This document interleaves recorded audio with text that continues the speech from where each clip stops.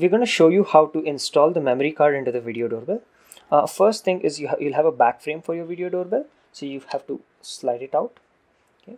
And the next thing is the video doorbell has a top frame, which will again remove it, and what you'll see here is a USB and a memory card holder.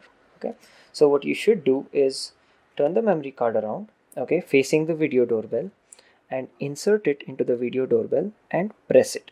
You'll feel a spring-like action. So if you don't feel a spring-like action, then you've probably inserted it in the wrong way. So the memory card should be facing front, and you install it into the video doorbell and it locks in.